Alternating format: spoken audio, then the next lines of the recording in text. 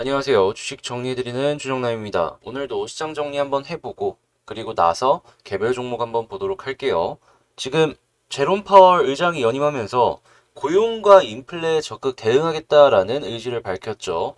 내년부터 금리를 건드릴 것이다라고 예측이 되고 있는데 현재 미국 국채 금리 같은 경우에는 급등하는 모습을 보여주고 있습니다. 이 시장의 유동성이 줄어드는 것으로 이제 성장주의 약세가 예상이 되고 있는 상황인데 예를 들어 가지고 앞으로 성장이 예정이 되는 그런 기대감으로 샀던 주식들 같은 경우에는 어느 정도 주춤할 수 있다는 건 아시고 넘어가시면 좋을 것 같습니다. 현재 1.672까지 떨어졌는데요. 그래도 여전히 높은 수준이기 때문에 이게 이렇게 올라가면 은행이랑 보험 이런 쪽들이 꿈틀꿈틀하잖아요. 이런 쪽도 같이 보시면 좋을 것 같습니다. 자, 그리고 단기 2년물도 지난해 3월 초 이후 최대치를 기록했다라고 하니까 이 채권 시장이 얼마나 돈이 계속해서 빠지고 있는지 알 수가 있는 내용이 아닐까 싶네요. 자, 글로벌 코로나 우려는 재확산되고 있어요. 지금 오스트리아 같은 경우에는 어제 말씀드렸다시피 봉쇄가 진행이 되고 있고, 미국은 독일과 덴마크에 대한 여행 경보를 여행 금지로 아예 상향했다라고 합니다. 그러니까 이제 유럽에 대한 코로나 상황이 상당히 안 좋다라는 걸 알 수가 있는 대목이다. 이렇게 해석해 볼 수 있겠고요. 특히나 독일 같은 경우에는 메르켈 총리가 이 상황이 심각하며 제한 조치를 강화할 것을 촉구했다라고 합니다. 아무래도 총리가 이런 말을 하기가 힘든데 했다라는 건 그만큼 독일이 안 좋은 상황이다라고 해석을 해볼 수가 있을 것 같네요. 원유 같은 경우에는 이 주요 소비국이죠. 한국, 중국, 일본, 영국 등이 이 전략 비축유를 방출한다라는 소식에도 강세가 나오고 있어요. WTI 기준으로 78.5달러로 2.28% 상승 마감했는데 아마 이 이슈를 믿고 그러니까 하락에 베팅한 사람들은 다 죽지 않았을까 싶네요. 이게 재료 매매의 위험성을 여기서 알 수가 있는 대목이 아닐까. 떨어진다는 이슈였는데 올라가 버렸잖아요. 그래서 재료 매매가 나쁜 건 아닌데 마냥 맹신만 하는 건 아닌 걸 이 이슈를 통해서 우리는 배웠다. 이렇게 생각해 볼 수 있겠네요. 자, 그리고 11월 마켓 제조업 PMI, 서비스업 PMI 같은 경우에는 전월 대비 하락했고요. BOA, 뱅크 오브 아메리카가 미국 증시가 닷컴 버블 때와 비슷하다, 위험하다라는 식으로 이 부정적인 시그널의 뉴스를 내보냈습니다. 네, 그런 얘기는 지금 올해 초부터 계속해서 나오던 얘기이기 때문에 계속 유지가 되면은 비슷은 하지만 위험하지 않을 수도 있는 거고요. 떨어지기 시작을 해야지 그때부터 위험하다라고 얘기를 할 수가 있을 것 같네요. 추세가 죽기 전까지는 계속해서 지켜보는 게 좋을 것 같아요. 자, 그리고 중국 같은 경우에 스태그플레이션 우려라고 얘기를 하고 있습니다. 그러니까 물가는 올라가고 있는데 경제 성장률은 반대로 떨어진다라는 거죠. 그래서 이제 스태그플레이션 같은 경우에는 굉장히 위험한 경제 상황이다라고 해석을 해볼 수가 있기 때문에 이 중국 쪽에서 어떤 식으로 대응을 할지 이걸 좀 보면 되겠습니다. 자, 그리고 서울 같은 경우에 미접종 4명 모임 축소 검토한다라고 하고 있고요. 정부가 다음 달에 원자력 협의체를 출범한다라고 합니다. 누구와? 미국과.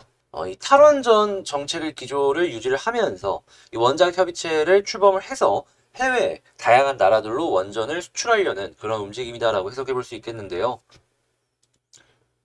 일단 원전 관련주들 오늘 꿈틀할 수 있으니까 보시면 괜찮겠습니다. 자, 그리고 한샘 경영권 분쟁 가능성 얘기가 나오고 있는데 이 한샘 같은 경우에는 배당률을 높인다라는 얘기를 하고 있잖아요. 주주 환원을 적극적으로 나서겠다라는 얘기를 하고 있는데 이게 나온 지가 일주일도 안 된 내용이거든요. 근데 경영권 분쟁까지도 낀다라고 하니까 올해 12월 배당 락을 기준으로 한번 전략을 짜가지고 이 종목도 보는 것도 괜찮을 것 같습니다. 자, 그리고 삼성 미국 파운드리 공장은 텍사스가 확정이 났다라고 해요. 내년 서버 수요가 개선이 될 것이다라는 기대 때문에 지금 이 파운드리 공장 투자하는 게 어떻게 보면 적기다라고 하고 있습니다. 반도체 업황도 그렇게까지 최악은 아니다라는 얘기도 나오고 있기 때문에 요번 뉴스가 어떤 식으로 연결이 될지 삼성과 하이닉스를 보면서 전략을 떠나가시면 괜찮겠네요. 자, 그리고 오늘 FOMC 의사록이 공개가 됩니다. 여기서 어떤 내용이 나올지 이제 향후 부정적인 뉴스가 나왔을 때 향후 이제 어떤 식으로 우리가 전략을 짜나가는 데 있어가지고 도움을 많이 줄 수 있으니까 이 FOMC 의사록 같은 경우에 공개되고 나서 꼭 한번 체크를 해보면 좋겠고요. 미국 10월 개인소득, 개인 소비 지출이 오늘 또 발표가 됩니다. 이걸 통해서 현재 미국의 상황을 또 알 수 있으니까 이 부분도 체크를 하시면서 넘어가시면 좋을 것 같습니다. 자, 이렇게 시장 정리 한번 싹 해봤는데 도움되셨다라고 생각하면은 구독, 좋아요 한 번씩 눌러주시고요. 구독 옆에 그 종 모양 하나 있잖아요. 이게 알림 설정인데 알림 설정도 한번 부탁을 드리도록 하겠습니다. 자, 그러면 개별 종목 한번 보도록 할게요. 자, 제가 이번에 가지고 온 종목은 한국 BNC입니다. 일단 한국 BNC 뉴스 나온 거 있으니까 뉴스 한번 보고 그리고 나서 수급이랑 차트 한번 보도록 할게요. 일단 코로나19 치료제 승인 절차 마련됐다. 품목거가 40일 내 심사. 요게 뭔 내용이냐면은 그냥 간략하게 말씀드려가지고 품목화가 하는데 원래는 시간이 좀 많이 걸렸는데 그 기간을 40일 내로 줄였다라는 겁니다. 한마디로 정리를 해보면 빨라졌다. 한국 BNC가 해외에서 안트로키노놀이 무언가 좋은 성과를 낸다라고 해도 한국에 이제 들어와서 팔기 위해서는 이 검사를 통과를 해야 되잖아요. 그 검사를 생각보다 빠르게 진행을 할 수가 있는 이러한 근본이 마련이 되어 있으니까 어떻게 보면은 이 약만 괜찮으면 정말 빠른 시간 내에 한국에서는 돈을 벌 수 있겠다. 이렇게 생각을 해볼 수가 있을 것 같습니다. 주가에 그렇게까지 큰 영향을 안 줄 수는 있어도요. 나중에 정말로 긍정적인 뉴스들이 하나씩 쌓이기 시작을 했을 때 한 가지 좋은 이 바닥을 깔아주는 뉴스로 보여줄 수가 있으니까 이런 게 나왔다라는 건 체크를 하시고 넘어가시면 좋겠습니다. 자, 그러면 수급을 한번 보도록 할게요. 일단 수급을 보면서 여러분들께서 체크를 하셔야 될 게 뭐냐 하면은 어제 음봉이 나왔는데 생각했던 것보다 외국인이 안 팔았어요. 개인이 좀 샀다라고 하더라도 개인이 그동안 한번 들어갔을 때 물량과 비교를 해보았을 땐 정말 그렇게까지 큰 매수세가 들어온 건 아니다라는 걸 알 수가 있어요. 그리고 사모펀드가 갑자기 끼어들었습니다. 그래서 저는 여 부분에서 단타성 자금이 들어온 것이 아닌가 싶어요. 그렇게 조심스럽게 예측을 해보고 그래서 지금 1.1%대 양봉 스타트 같은 경우에는 저는 오히려 지금 상황 매우 긍정적으로 지켜봐도 되는 중요한 시그널이 아닐까라고 생각을 합니다. 그래서 수급상으로 보았을 때 조금 더 지켜는 봐야 되겠지만 그래도 어제 나온 수급이 나쁘진 않았다. 오늘 만약에 외국인 플러스 찍히게 되면요. 이거 잘 하면은 진짜 빠른 시간 내에 11선 돌파해서 21선까지 갑니다. 자, 수급상으로 봐도 괜찮은 모습이 나왔다라고 말씀드리고 차트를 한번 보자면 제가 계속 이 위치는 어떤 자리다라고 계속 말씀드렸던 게 있죠. 그게 뭐냐 하면 월봉상의 지지라인이다. 요거 이탈하면은 그 아래는 진짜 거의 15,000원 말고는 없기 때문에 조심해야 된다. 근데 어떻게든 자리를 지켜주고 있어요. 이 유지를 해준다라는 것 자체가 특히나 이렇게 떨어지고 있는 하락 추세의 종목에서는 너무나 긍정적인 시그널이다라고 해석을 해볼 수가 있거든요. 물론 하루하루 보는 데 있어 피가 말리겠지만 그래도 안 나오는 것보다는 나오는 게 좋잖아요. 그래서 일단 지지 라인 상으로 봤을 때 여기 자리는 너무 좋다. 근데 이 아래로 떨어지면 15,000원까지 떨어질 수 있다는 건 꼭 머릿속에 기억을 하시고 전략을 짜나가셔야 됩니다. 그러면 이 다음으로는 계속 말씀을 드린 저항은 어디냐? 첫 번째는 11선, 두 번째는 21선. 그 위 같은 경우에는 뭐 91선도 있을 거고 121선도 있을 텐데 먼저 11선 뚫어야지 그 이상도 한번 그려볼 수가 있을 것 아니에요. 그래서 바로 머리 위에 있는 이 핑크색 선을 뚫어야지 그 다음을 보다 더 긍정적으로 바라볼 수가 있다. 이렇게 말씀을 드리도록 하겠습니다. 자, 근데 혹시나 이게 한 번 뚫으면 갑자기 튕겨 오를 수가 있기 때문에 그 다음번도 한번 생각을 해보면요. 지금 21선과 121선의 위치가 비슷비슷합니다.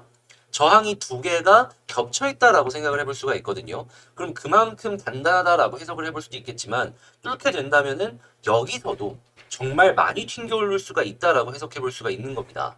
그러면 저는 11선 통과하면 21선까지 간다라고도 보는데 이 21선까지도 통과하면 어디까지 보느냐? 저는 여기 26,200원까지도 생각을 한다 말씀드리겠습니다. 왜냐하면 여기에 개미들이 많이 물렸어요. 매물대라는 거거든요. 그러면 이 아래까지는 비어있는 공간이기 때문에 상대적으로 수월하게 올라갈 수 있지만 이 이상을 뚫기 위해서는 기간 조정이 필요해요. 여기서 던지는 물량들 받아줘야 될 거 아니에요.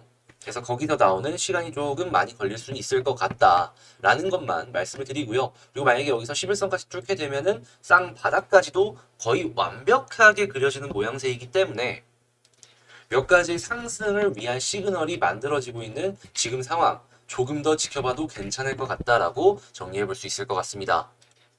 자, 그럼 정리해 본다면 여기서 현재 세워나갈 수 있는 전략이 무엇일까? 이 아래로 떨어지게 된다면 절반 매도는 당연이고요. 왜냐면 15,000까지 떨어지면 10% 이상 떨어진다는 거잖아요. 그렇기 때문에 현재 이 저점 라인을 이탈하게 되면 전 절반 라인 좀 다시 저점 라인을 이탈하게 된다면 절반 정도 정리를 하게 될 것 같고요. 11선을 돌파하게 된다면 21선까지는 보고 21선 부근에서 절반 정리하고 나머지를 조금 더 지켜볼 것 같다. 이게 이제 상승 시의 매도 이제 제 전략이고요. 그게 아니라면 그냥 가지고 가는 겁니다. 지금 이 아래쪽 손절 라인만 정해놨으면 그 다음부터는 진들커니 보는 그러한 이 시간의 필요성 이런 게 필요하죠. 워낙 지금 변동성도 크고 예민한 종목이라 실시간으로 봐줘야 될 필요는 있겠지만 그래도 안 팔아야 될 자리에서 파는 건 나중에 분명히 후회할 가능성이 높기 때문에 그 부분만큼은 꼭 확인을 하고 홀딩할 자리에서는 홀딩을 하면서 지켜볼 것 같습니다. 자, 이렇게 한국 BNC 한번 싹 훑어봤는데 그러면 저는 다음에 더 좋은 영상으로 다시 뵙도록 하겠습니다. 이상 종목 정리해드리는 주영남이었습니다. 감사합니다.